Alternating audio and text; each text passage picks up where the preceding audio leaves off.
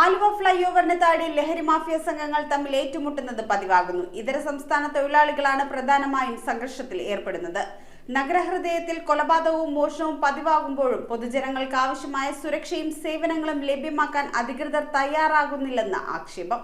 Aluva fly ഓവറിന് താഴെ ലഹരിമരുന്ന് ഉപയോഗിക്കുന്ന സംഘങ്ങൾ തമ്മിൽ ഏറ്റുമുട്ടുന്ന സംഭവങ്ങൾ ആവർത്തിക്കുന്നു. ഇതര സംസ്ഥാന തൊഴിലാളികളാണ് പ്രധാനമായും സംഘർഷങ്ങളിൽ ഏർപ്പെടുന്നത്. അടുത്തിടെ ഫ്ലൈ ഓവർ പരിധിയിലുണ്ടായ സംഘർഷത്തിൽ ഒരാൾ കൊല്ലപ്പെട്ടിരുന്നു. നഗരത്തിൽ അലഞ്ഞുതിരിഞ്ഞ് നടക്കുന്നവരും കുറ്റവാളികളും ഈ പ്രദേശം താവളമാക്കിയിരിക്കുകയാണ്. ഈ പ്രദേശത്തുകൂടി കടന്നുപോകുന്ന സ്ത്രീകളുടെ മൊബൈൽ ഫോണുകളും ആഭരണങ്ങളും തട്ടിയെടുക്കുന്നതും പതിവ് സംഭവമാണ്. പലപ്പോഴും നാട്ടുകാർ ഇവരുമായി ഏറ്റുമുട്ടേണ്ട അവസ്ഥയാണുള്ളത്. നഗരത്തിൽ സാങ്കേതിക സൗകര്യങ്ങളോട് കൂടിയ പോലീസ് സ്റ്റേഷൻ ഉണ്ടെങ്കിലും പൊതുജനങ്ങൾക്ക് ആവശ്യമായ സുരക്ഷയും സേവനവും ലഭ്യമാകുന്നില്ലെന്നതാണ് പ്രധാനമായും ഉയരുന്ന പരാതി. ആലുവയിലെ ക്രമസമാധാന സംവിധാനം അക്ഷരാർത്ഥത്തിൽ തകർന്ന നിലയിലാണെന്ന് നാട്ടുകാരും യാത്രക്കാരും ആരോപിക്കുന്നു. News bureau, Aluva.